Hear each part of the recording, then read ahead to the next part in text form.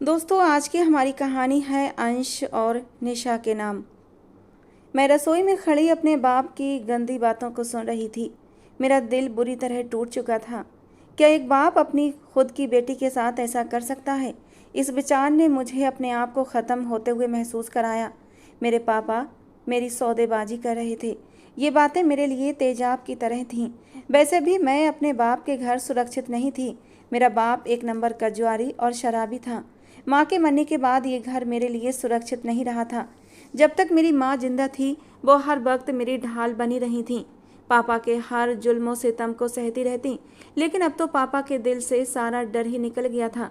पहले जो मेरी माँ का थोड़ा बहुत डर कर लेते थे कि घर में लड़ाई झगड़े होंगे तो आस पड़ोस के लोग सुनेंगे और मेरे पापा को ही बुरा कहेंगे, अब वो डर भी ख़त्म हो गया था। अब जब भी उनका मन करता और जिसको चाहते घर में ले आते थे। मेरे पापा की इन हरकतों के कारण मैं बहुत परेशान थी और आज फ़ोन पर अपने पापा को बात करते हुए देखकर मेरी आंखों से लगातार आंसू बह रहे थे। मेरे पापा किसी से मेरा सौदा कर रहे थे। वो मुझे दांव पर लगाना चाहते थे। मैं तुरंत कमरे में गई और उनकी ओर गुस्से से देखते हुए बोली, पापा क्या हो गया है आपको? आप इतना गिर सकते हैं मैं कभी सोच भी नहीं सकती थी।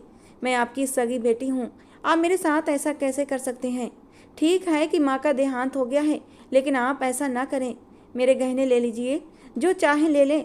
आप चाहें ये घर बेच दें, लेकिन मेरी आत्मा का सौदा मत करें। मैं ये सब सह नहीं सकती।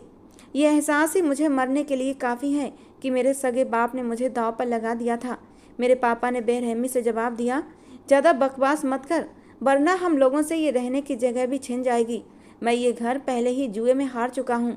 मैं सिर्फ एक बाजी खेलना चाहता हूँ। अगर ये बाजी मैं जीत गया तो मेरा ये मकान और इसके अलावा 50,000 रुपये और मिलेंगे और मुझे पूरी उम्मीद है मैं ये बाजी जीत जाऊंगा। मैंने तुझे सिर्फ मोहरा बनाया है, देखना मैं ये दाव हारूंगा नहीं, जीत कर दिखाऊंगा। इस तरह तू भी बच जाएगी और हमारा ये मकान भी बच जाएगा और हमें 50,000 रुपये भी मिल जाएंगे। मैं अपने पापा को आंखें फाड़े देख रही थी, यानी कि मेरे बाप की नज़र में मुझे दाव पर लगाना कोई बड़ी बात नहीं थी। मेरा बाप आगे कहने लगा, मैं कभी भी जुआ नहीं हारता, भगवान की कृपा रही तो जीत कर ही आऊँगा। ये कहकर वो घर से चले गए और मुझे ऐसा महसूस हुआ कि मेरा अस्तित्व भी समाप्त हो गया। मैं रोते रोते वहीं ज़मीन पर बैठ गई। मेरी हालत ऐसी थी जैसे काटो तो खून नहीं। आज मुझे अपनी माँ की बेतहाशा याद आ रही थी। क्या कोई सगा बाप अपनी औलाद के साथ ऐसा कर सकता है? ये सोच ही मुझे जीने नहीं दे रही थी। जब से मेरी माँ का देहांत हुआ था मेरी ज़िंदगी बदतर से बदतर हो गई थी। जब तक माँ जिंदा थी वो मेरी सुरक्षा करती थीं। जब कोई हमारे घर आता तो वो मुझे कमरे में छुपा देती, लेकिन अब पापा को आज़ादी मिल गई थी। वे जिसको चाहे घर में ले आते थे, घर में बैठकर जुआ खेलते, शराब पीते, गलत बातें करते। ये सब मेरी सहन शक्ति से बाहर था। मेरे दिमाग में कल वाला हादसा घूमने लगा जब पापा अपने यार दोस्तों के साथ शराब के नशे में दाखिल हुए थे और घर पर बैठकर ही जुआ खेलने लगे थे। पापा के सारे दोस्त पापा की ही उम्र के थे। उनमें से एक आदमी जो देखने में बहुत ही बदसूरत था, उसकी आंखें हर वक्त लाल रहती थीं। बड़े बड़े पीले पीले दांत उसे और भी बदसूरत बनाते थे। वो मुझे अजीब सी नज़रों से घूर रहा था। मुझे उसकी नज़रें अपने शरीर के आर पार होती महसूस हो रही थीं। मैं जल्दी से कमरे में जाकर बैठ गई और दरवाज़ा भी अंदर से बंद कर लिया, लेकिन उसकी आवाज़ मेरे कानों तक आ रही थी। वो पापा से कह रहा था, यार सुरेश, तेरी बेटी तो कली से खिलकर गुलाब बन चुकी है, कब तक इसे घर पर बिठाकर रखेगा? जिस पर पापा ने जवाब दिया, पैसे हाथ आ जाएं तो इसके हाथ पीले कर दूंगा। जिस पर वो आदमी मक्कारी से हंसते हुए बोला, सुरेश, तेरी बेटी को ब्याहने के लिए पैसे की क्या ज़रूरत है? अरे वो तो इतनी खूबसूरत है, बिना पैसे के ही उसे कोई ले जाएगा। अगर तू कहे तो मैं ही। ये कहकर उसने बात अधूरी छोड़ दी। पापा उस समय शराब के नशे में थे और उस आदमी की बात को शायद समझे नहीं थे, लेकिन उसकी ये बात मुझे कांपने पर मजबूर कर गई थी।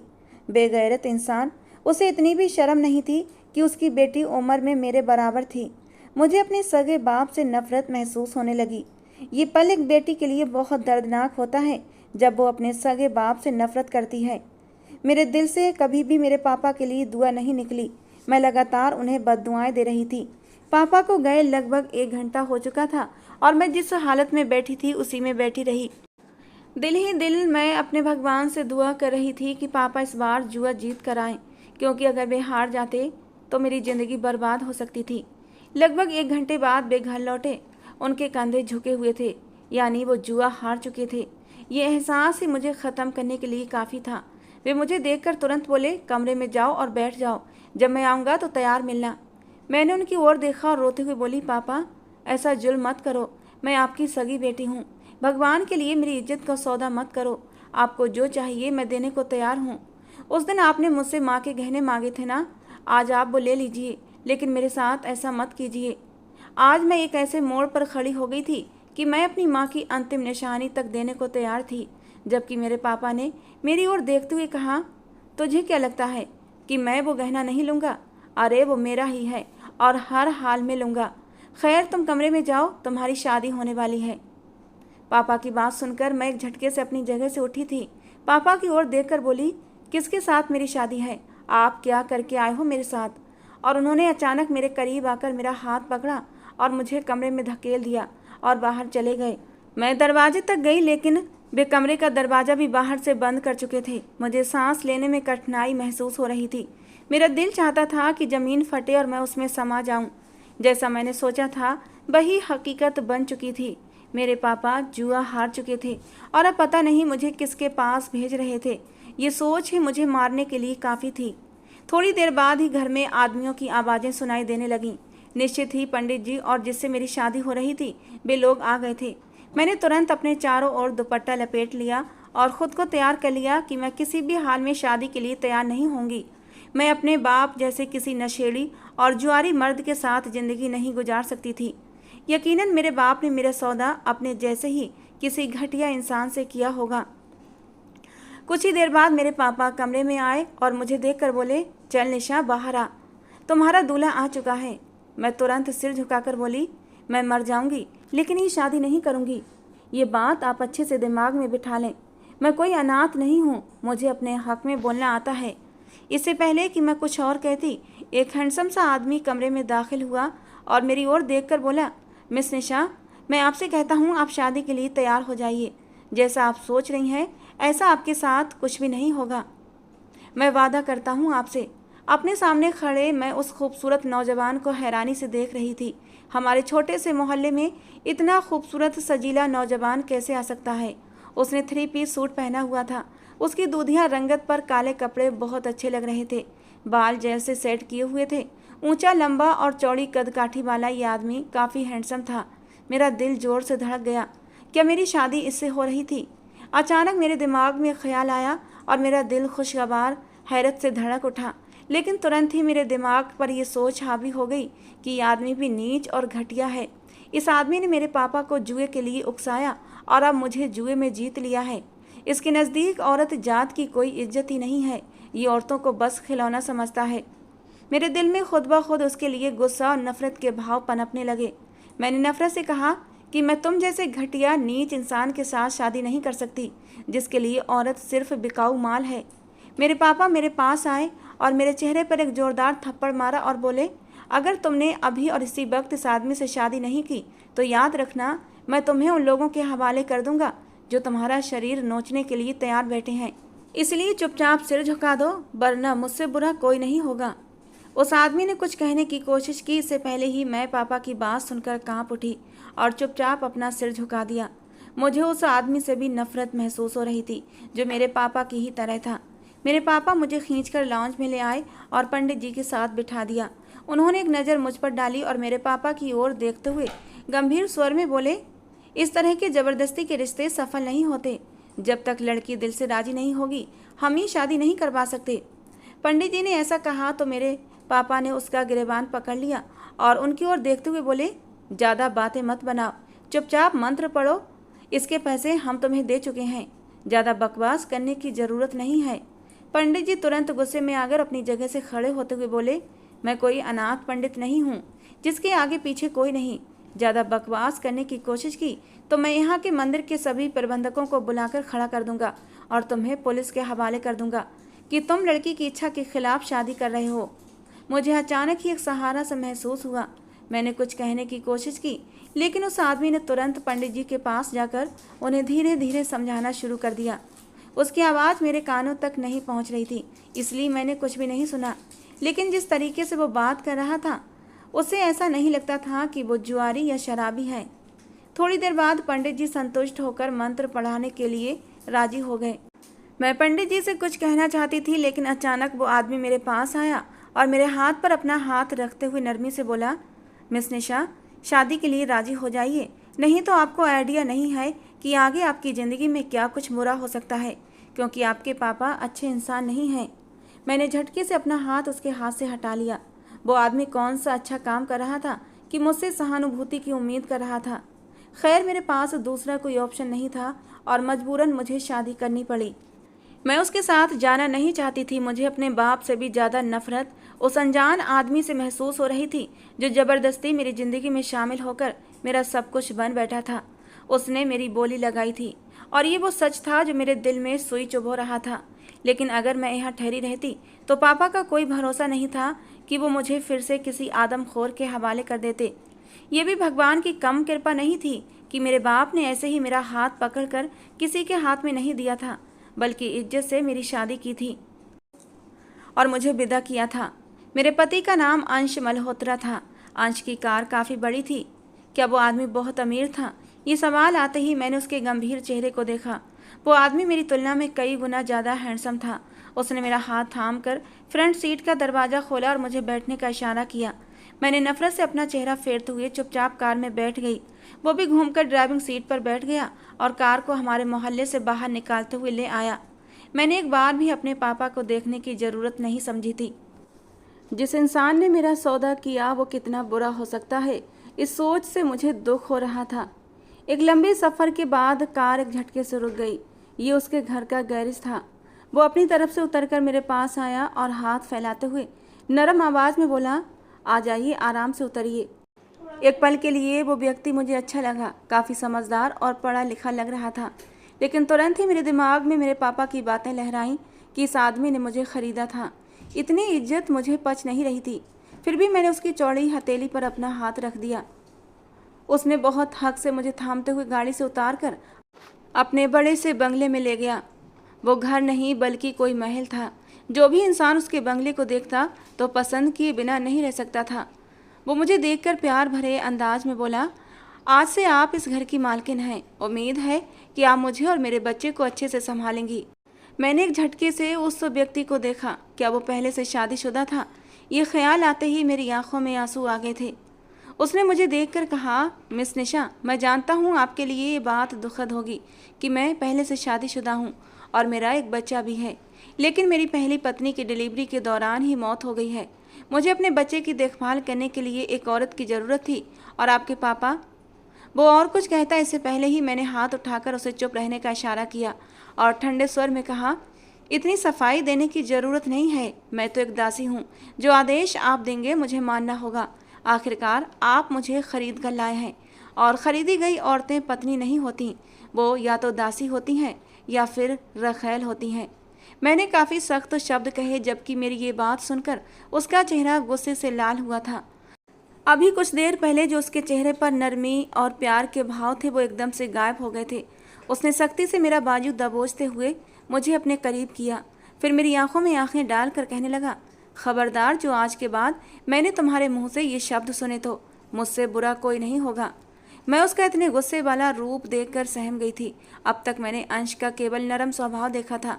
अचानक उसका गुस्सा देखकर मैं कांप गई थी। वो नौकरानी को आवाज़ देते हुए बोला, निशा को आरब के कमरे में छोड़ दो। उसके कहने का अंदाज बेहद कठोर था। एक पल के लिए मुझे बुरा भी लगा, लेकिन फिर मैंने अपने सिर को झटक दिया। इस व्यक्ति का स्वभाव मेरे साथ ऐसा ही होना चाहिए। आखिरकार मैं उसकी खरीदी गई दासी थी। उसकी हर बात पर सिर झुकाना मेरे लिए ज़रूरी था। नौकरानी मुझे लेकर आरब के कमरे में आ गई और 1 साल के बच्चे की ओर इशारा करते हुए बोली, ये साहब का बेटा आरब है। माँ के मरने के बाद ये बच्चा ममता के लिए तरस चुका है। अब आप आ गई हैं तो इसका ध्यान रखना। नौकरानी मुझे बोलकर चली गई, जबकि मुझे फिर से अपना आप बेमोल लगा। क्या यहाँ की नौकरानियाँ भी मुझे आदेश देंगी? मेरा दिमाग बुरी तरह से ख़राब हो चुका था। मैंने उस मासूम फूल की ओर नफरत भरी निगाह डाली और गुस्से से बिस्तर पर लेट गई। वो मेरे बगल में ही सो रहा था। मैंने उसकी ओर से करवट बदल ली। मुझे इस छोटे से बच्चे से भी नफरत महसूस हो रही थी। दिल चाह रहा था इन दोनों बाप बेटे को कत्ल कर दूं, जिन्होंने मेरी ज़िंदगी बर्बाद कर दी थी। हाँ, मैं अपने पापा के घर खुश नहीं थी, लेकिन मैं इस तरह किसी की पत्नी बनना नहीं चाहती थी, और ना तो ये इंसान समझ सकता था और ना ही मेरे पापा। लेटे लेटे मैं कब नींद की वादियों में खो गई मुझे पता ही नहीं चला। आधी रात के समय शोर की आवाज़ से मेरी आँख खुली। मैंने थोड़ा सा शोर सुनते ही उठ जाती थी। मैंने झुंझलाकर अपने बगल में छोटे से बच्चे को देखा जो भूख की वजह से रो रहा था। मैंने एक नफरत भरी निगाह उसके शरीर पर डाली और एक बार फिर करवट बदल कर सोने की कोशिश करने लगी, लेकिन उसके रोने की आवाज़ ने मुझे परेशान कर दिया। अचानक मुझे इतना गुस्सा आया कि मैंने उसे मारने के लिए हाथ उठाया, लेकिन उसके चेहरे पर मारने से पहले ही मैंने अपने आप को रोक लिया और बगल में पड़ा उसका दूध बनाने लगी। ये सब कुछ अनजाने में कर रही थी। मैं बस उस बच्चे के रोने की आवाज़ बंद करना चाहती थी, क्योंकि मुझे सुकून से सोने की ज़रूरत थी ताकि मैं कल उस व्यक्ति का सामना कर सकूं। दूध पीते ही वो फिर से नींद की वादियों में खो गया। शायद उसे अकेले रहने की आदत हो गई थी। एक पल के लिए मुझे उस निर्दोष और मासूम बच्चे पर दया भी आई थी कि उसका इन सब चीज़ों में क्या दोष है, लेकिन फिर मैंने नफरत से उसके शरीर को झटक दिया। इस बच्चे की वजह से ही उस आदमी ने मुझे खरीदा था ताकि मैं उसका बच्चा संभाल सकूं, और ये सोचते ही मुझे फिर से उससे नफरत महसूस हुई थी। मैं करवट बदल कर फिर सोने की कोशिश करने लगी, लेकिन अब मेरे लिए सोना बहुत मुश्किल था। अगर मेरी नींद एक बार टूट जाती तो मैं फिर से सो नहीं सकती थी। कुछ सोचते हुए मैं कमरे से बाहर निकल आई और इधर उधर पूरे घर में टहलने लगी। पूरा घर सन्नाटे की चपेट में था। सभी नौकर वगैरह भी अपने अपने क्वार्टर में जा चुके थे। वो बंगला बहुत खूबसूरत था। जिस आदमी से मेरी शादी हुई थी वो काफ़ी अमीर था। इसका अंदाज़ा मुझे यहाँ मौजूद चीज़ों को देख कर ही हो रहा था। अचानक ही एक कमरे से मुझे किसी के रोने की आवाज़ आई। मैंने सोचा किसी की ज़िंदगी में दखल देना सही नहीं, लेकिन किसी के रोने को मैं सहन नहीं कर पा रही थी। चाहे मैं कितनी भी नफरत का दावा कर लूं, लेकिन मैं एक लड़की थी और मेरे दिल में एक इंसानी दिल धड़कता था। जैसे ही मैंने दरवाज़ा थोड़ा सा खोलकर अंदर झांका तो मैंने देखा कि अंश ज़मीन पर बैठा हुआ एक तस्वीर को अपने सीने से लगाए ज़ोर ज़ोर से रो रहा था। उसकी आंखों से आंसू बह रहे थे। उस तस्वीर में कौन था मैंने ठीक से नहीं देखा, लेकिन मुझे पता नहीं क्यों दिल में अजीब सा एहसास होने लगा। उस व्यक्ति का रोना मुझे पसंद नहीं आया और मैंने नज़रअंदाज करके कमरे से बाहर निकल आई, लेकिन एक पल के लिए भी मुझे सुकून नहीं मिला। आखिर वो क्यों रो रहा था? ऐसे कई सवाल मेरे दिल में घूम रहे थे। थक हार कर मैं आरब के कमरे में वापस आई और उसे देखने लगी। क्या वो आरब की माँ की तस्वीर थी या फिर कोई और थी? ये सोच मेरे लिए बहुत अजीब थी। पता नहीं क्यों मुझे उस अनजानी औरत से जलन महसूस हुई थी। शायद कि मेरे गले में पड़े मंगलसूत्र और मेरी मांग में भरे सिंदूर का असर था कि इस एहसास ने मुझे तड़पाया था कि मेरा पति किसी और औरत के लिए रो रहा है। जलन के एहसास से मेरा चेहरा तमतमा उठा। कब सोचते सोचते मैं सो गई पता ही नहीं चला। सुबह मेरी आँख एक नौकरानी के उठाए जाने से खुली थी। उसने मुझसे कहा कि साहब आपको नाश्ते की मेज पर बुला रहे हैं, आप ना धोकर बाहर आ जाइए। मैंने सिर हिलाकर हाँ कहा और आरब को देखकर कमरे में जाकर फ्रेश हो गई। कपड़े वगैरह मेरे पास नहीं थे, इसलिए मैंने सिर्फ मुंह धोकर ही काम चलाया। कमरे से बाहर आई तो बड़ी सी डाइनिंग टेबल पर वो नाश्ता कर रहा था। पास ही एक झूला रखा था जिसमें आरब गहरी नींद खोया हुआ था। उसने तुरंत मुझे बैठने का इशारा किया। मेरे दिल को उसके साथ बैठकर नाश्ता करना बिल्कुल भी पसंद नहीं था। मैंने उसे मना करना चाहा, लेकिन वो खुद अपनी जगह से उठकर मेरे लिए कुर्सी खींचते हुए बैठने के लिए कहने लगा। मेरे लिए ये सब कुछ काफ़ी हैरान करने वाला था।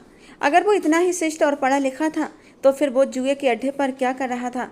और क्या उसे एक औरत की इज्जत का एहसास नहीं था? उसे जरा भी बुरा नहीं लगा एक औरत की बोली लगाते हुए? ये सवाल मेरे दिमाग में लगातार आ रहा था और इन्हीं वजहों से मुझे उस व्यक्ति से नफरत महसूस हो रही थी।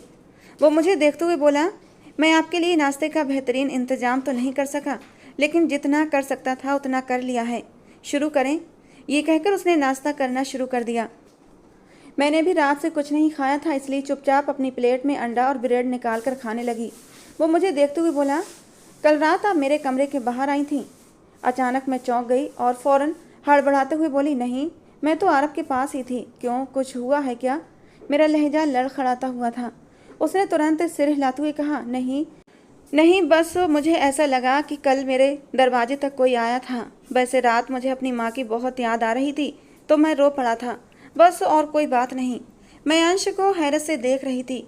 वो मुझे अजनबी को इतनी सफाई क्यों दे रहा था? शायद उसे भी एहसास हो गया था कि मैं उसके बारे में कुछ गलत सोच रही थी। क्या वो आंखें पढ़ने का हुनर रखता था ये सोचकर मैंने अपनी आंखें झुका लीं। उसने मेरे चेहरे को गौर से देखते हुए कहा, निशा, मैं तुमसे ज़्यादा कुछ नहीं मांगूंगा, ना ही कभी पति के अधिकार और ना ही कभी आप पर कोई जिम्मेदारी डालूंगा। बस मैं इतना चाहता हूँ कि आप मेरे छोटे से आरव को माँ का प्यार दें। मेरे बच्चे ने जन्म लेने से लेकर अब तक माँ की गोद महसूस नहीं की। बस मैं चाहता हूँ कि मेरा बेटा माँ के स्पर्श से परिचित हो जाए। ये कहते हुए उसका चेहरा लाल हो गया था, आंखों के कोने गीले होने लगे थे। यकीनन वो अपनी भावनाओं को नियंत्रित कर रहा था। शायद वो काफ़ी इमोशनल था, लेकिन अपनी भावनाओं पर जल्द ही काबू पा लेता था। वो अपनी जगह से उठकर मेरी तरफ देखता हुआ बोला, आज मुझे काम पर नहीं जाना चाहिए, लेकिन बहुत बड़ी बिजनेस मीटिंग है जिसके कारण मुझे जाना पड़ेगा, लेकिन मैं जल्दी ही आने की कोशिश करूँगा। फिर हम तीनों बाहर घूमने के लिए चलेंगे। ये कहकर उसने अचानक ही मेरे माथे पर झुककर एक प्यार भरा चुम्बन दिया और ऑफिस के लिए निकल गया। अभी जो कुछ हुआ था मैं उसके लिए तैयार नहीं थी। मैं एकदम से हड़बड़ा कर रह गई थी, लेकिन अंश तब तक जा चुका था। मैंने बेवजह अपने माथे को हाथ लगाया। अब भी मुझे उसके कोलोन की खुशबू अपने करीब से महसूस हो रही थी। उसके होंठों का स्पर्श अब भी मेरे माथे पर महसूस हो रहा था। अजीब सा एहसास था कि मेरा दिल धड़क उठा था और एक अनजानी मुस्कान मेरे चेहरे पर आ गई थी। मैं कुछ और सोचती इससे पहले ही आरव के रोने की आवाज़ मेरे कानों में गूंज गई। बेवजह ही मैंने अपनी जगह से उठकर बच्चे को अपनी गोद में ले लिया। ये काम अचानक से हुआ था। मैंने तुरंत बच्चे को अपने सीने से लगाकर चुप कराने की कोशिश की और वो मेरी गोद में आते ही चुपचाप फिर से नींद की वादियों में खो गया। मेरी निगाह उसके सोते हुए मासूम चेहरे पर जा टिकी थी। बहुत ही प्यारा, बहुत ही खूबसूरत बच्चा था। इस बात में कोई शक नहीं था कि अंश भी खूबसूरत है और शायद इस बच्चे की माँ भी काफ़ी खूबसूरत रही होगी।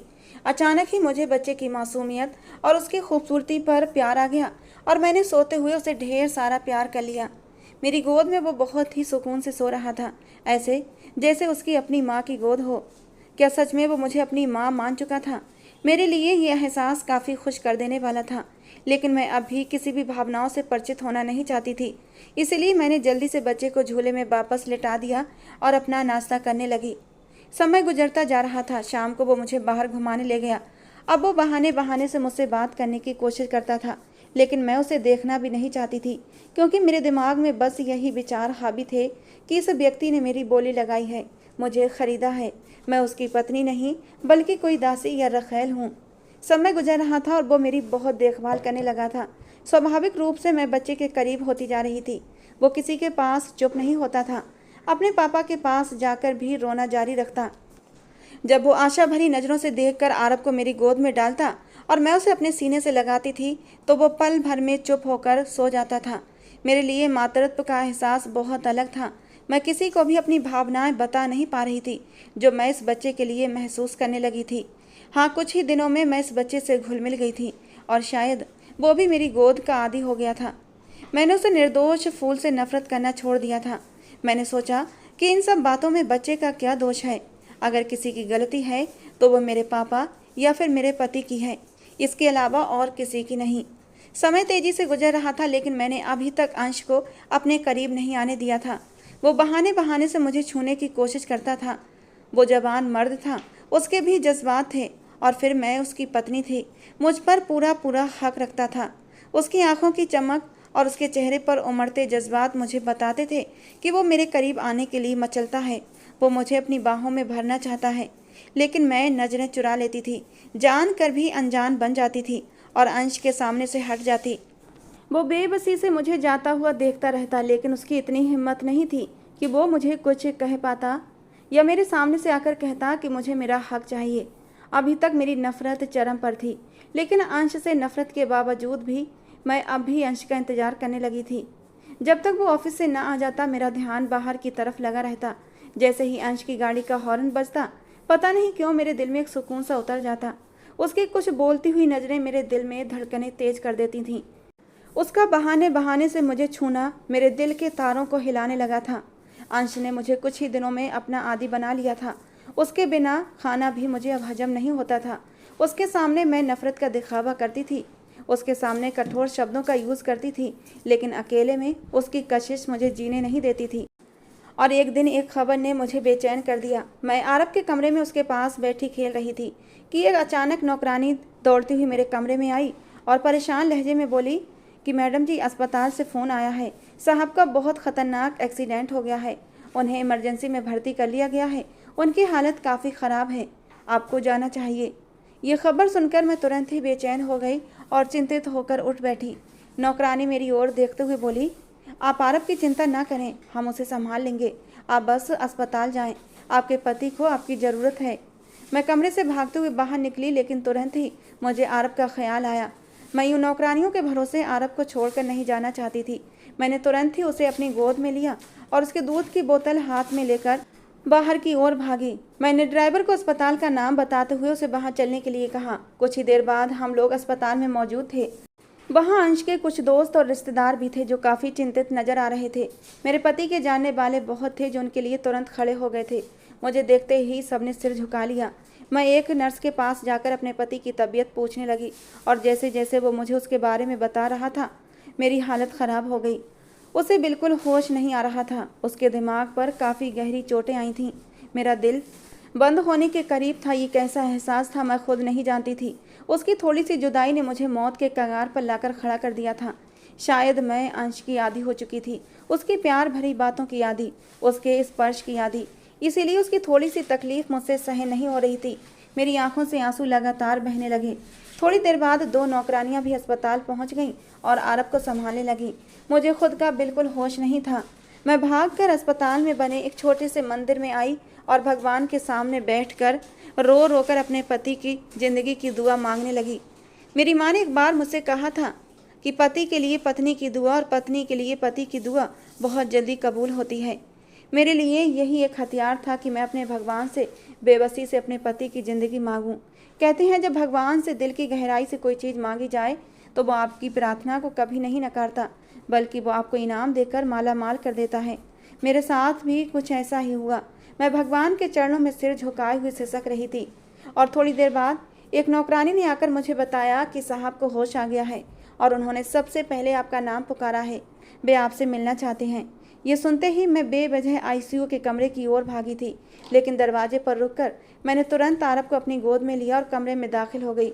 मैं तुरंत उसके पास गई और बेवजह उसके माथे पर अपने होंठ रख दिए। मेरी आंखों से आंसू फिसलकर अंश के चेहरे को भिगो रहे थे। मुझे अब बर्दाश्त नहीं हो रहा था और फिर मैं अचानक ही सिसक सिसक कर रोने लगी। दर्द के बावजूद अंश के चेहरे पर मुस्कान फैल गई। उसने धीरे से आंखें खोली और मेरी तरफ देखते हुए बोला, मुझे तो यकीन नहीं हो रहा कि मेरी बीबी ने अपने होंठ हमारे माथे पर रखकर हमें माफ़ किया है। उसकी शरारत भरी आवाज़ सुनकर मेरी आंखों में आंसू और भी तेज़ी से बहने लगे और मैंने आरब को उसके पास लिटा दिया। मैंने कहा, आपने हमें और अपने बेटे को कितना परेशान किया। आपको बिल्कुल भी ख्याल नहीं कि आपने इतनी तेज़ गाड़ी क्यों चलाई थी जो आप इस हाल में पहुंच गए। जबकि वो मेरा हाथ पकड़ते हुए बोला, मैंने गाड़ी तेज़ नहीं चलाई थी, मुझे ट्रैफिक के नियम पता हैं। बस एक दूसरी गाड़ी ने नुकसान पहुंचा दिया, लेकिन आज मैं भगवान का धन्यवाद करता हूं कि उसने मुझे इस हाल में पहुंचाया कि जिससे मेरी बीवी को मेरी थोड़ी सी चिंता हुई। वो तो भगवान की कृपा है कि मैं जिंदा बच गया। अगर मर जाता तो दिल में यही अरमान लिए मर जाता कि मेरी पत्नी मुझसे नफरत करती है और आखिरी दम तक उसने मुझे माफ़ नहीं किया। मैंने तुरंत उसके कंधे पर हाथ मारा और कहा, ऐसा नहीं कहते अंश, आपको नहीं पता मैं किस हाल से गुजर रही हूँ। वो तुरंत बोला, तो क्या तुम्हें मेरी चिंता और वफादारी पर यकीन है? मैंने बेवजह हाँ में सर हिलाया और उसकी ओर देखते हुए कहा, मुझे नहीं पता कि मुझे आपकी वफादारी और आपकी चिंता पर विश्वास हुआ है या नहीं, लेकिन मैं अपने पति को इस हालत में नहीं देख सकती। आपने मेरे साथ गलत किया, मुझे ख़रीदा। लेकिन मैं कुछ और कहती इससे पहले ही उसने मेरे होंठों पर अपना हाथ रख दिया। मेरी आंखों में देखते हुए बोला, मेरी जान, मेरे दिल का सुकून, मेरी आंखों की ठंडक, तुम गलत सोच रही हो। जैसा तुम महसूस कर रही हो वैसा कुछ नहीं है। हकीकत इससे अलग है। तुम्हें लगता है कि मैं जुए के अड्डे पर था और मैंने तुम्हें ख़रीदा है। मेरी जान, ऐसा नहीं है। तुम्हारे पीछे मैंने अपने कुछ आदमी लगाए हुए थे जिन्होंने मुझे सूचना दी कि तुम्हारे पापा तुम्हारी आज बोली लगा रहे हैं, तुम्हें जुए में दांव पर लगाना चाहते हैं। इसीलिए मैंने समय पर जुए के अड्डे पर पहुंचकर बिना जुए खेले तुम्हारे पापा से तुम्हारा सौदा किया। हाँ, मैंने तुम्हारी खातिर तुम्हारे पापा को एक मोटी रकम दी है, लेकिन वो रकम मेरे लिए कोई मायने नहीं रखती। मुझे सिर्फ और सिर्फ तुम चाहिए थी। फिर अंश ने मुझे सारी हकीकत बताई कि मैं अपने मोहल्ले में एक मामूली सी टीचर थी और उसने मुझे वहीं देखा था। वहाँ वो फ़ंड देने आया था, लेकिन मैं उसे नहीं जानती थी। बस मैंने उसकी तारीफ़ अपनी प्रिंसिपल के मुंह से सुनी थी और अंश ने आज मुझे बताया कि वो तो मुझे न जाने कब से मोहब्बत करता था। जब वो स्कूल में फ़ंड देने आया था तो एक झलक मेरी देख ली थी और तब से ही मुझसे मोहब्बत करने लगा था। उसकी पहली शादी उसकी माँ की मर्जी से हुई थी। वो अपनी पहली पत्नी को पसंद नहीं करता था, लेकिन अपने माँ की वजह से रिश्ता निभाता था। शादी के 1 साल बाद ही अंश की माँ की एक रोड एक्सीडेंट में मौत हो गई और शादी के दूसरे साल अंश के यहाँ आरब की पैदाइश हुई थी। लेकिन डिलीवरी केस बिगड़ने की वजह से अंश की पत्नी आरब को जन्म देने के तुरंत बाद गुजर गई थी। अंश ने बताया कि अगर मेरी पत्नी जिंदा होती तो मैं कभी तुमसे शादी नहीं करता। हाँ, तुम्हारी मोहब्बत को अपने दिल में बसाए रहता, लेकिन आरती के जाने के बाद मुझे तुम्हारा ख्याल आया था और इसीलिए मैंने अपने आदमी तुम्हारे पीछे लगाए ताकि तुम्हारे बैकग्राउंड और तुम्हारे बारे में सब जानकारी हासिल कर सकूं। और तभी मुझे पता चला कि तुम्हारे पापा तुम्हें जुए में दांव पर लगा रहे हैं और तुम्हारे पापा 1 नंबर के जुआरी और शराबी हैं और उन्होंने तुम्हें जुए में दांव पर लगा दिया है। गुस्से के मारे मेरा खून खौल उठा था और मौके पर जाकर मैंने तुम्हें बचा लिया। तुम मुझे अब तक गलत समझती नहीं। मैं तुम्हारे करीब आने के लिए तड़पता था, तुम्हें सच्चाई भी बताना चाहता था, लेकिन तुम मुझसे दूर दूर रहती थीं। लेकिन आज भगवान की कृपा है कि तुम्हारे दिल में खुद ही भगवान ने मेरी मोहब्बत डाल दी है। सच्चाई जानकर मेरी आंखों में आंसू आ गए और मैं तुरंत उसके चौड़े सीने पर सर रखकर जोर जोर से रोने लगी। मुझे पता था कि उसे दर्द हो रहा होगा, लेकिन उसने कुछ नहीं कहा। वो धीरे धीरे मेरे बालों में हाथ फेर रहा था। अंश के चेहरे पर एक प्यारी सी मुस्कान थी जो मेरे दिल में उतर रही थी। कुछ दिनों तक डॉक्टरों ने उसे अस्पताल में ही रखा ताकि अंश की तबीयत कुछ ठीक हो जाए। और फिर से मैं आरब को लेकर अस्पताल नहीं आई थी, क्योंकि वो एक मासूम बच्चा था और उसे जल्दी ही कीटाणु लग सकते थे। इसलिए मैंने उसे लाना जरूरी नहीं समझा। रात को मैं उसके पास ही रहती थी और आरब को मेरी एक खास नौकरानी संभाल रही थी। मेरे कुछ दिनों की मेहनत के बाद अंश अपने पैरों पर वापस खड़ा हो गया था। मेरी दुनिया खुशियों से भर गई थी। और फिर शादी के 6 महीने के बाद मैं अंश के कमरे में उसके बेड पर बैठी हुई थी। मेरा दिल जोरों से धड़क रहा था, क्योंकि आज की रात मेरी ज़िंदगी की सबसे खूबसूरत रात होने वाली थी। अंश कमरे में दाखिल हुआ तो उसके हाथों में गुलाब के फूलों के गजरे थे जो उसने लाकर मेरे बालों में लगा दिए। और फिर कुछ ही देर बाद अंश की मोहब्बत भरी शरारतें मेरे तन पर बढ़ने लगी थीं। मेरे पूरे रोम रोम में बिजली सी भर गई थी। मैं मचल कर अंश की बाहों में समा गई। अंश ने भी कसकर मुझे अपनी बाहों में समेट लिया था और उसी पल मेरे दिल से भगवान के लिए धन्यवाद निकला था कि उसने मेरी ज़िंदगी में इतना अच्छा हमसफ़र लिखा था। मेरे पापा ने जितनी मुझसे बदसलूकी की, जितना मुझे दुख पहुंचाया था, उसकी भरपाई मेरे पति के रूप में हो गई थी। अंश ने मुझे इतनी मोहब्बत और प्यार दिया कि मैंने सारी नाराज़गी भूल कर उसके साथ उसकी दुनिया में रम बस गई थी। मैंने आरब को पूरी तरह से अपना बेटा मान लिया था और उसकी देखभाल करने लगी थी।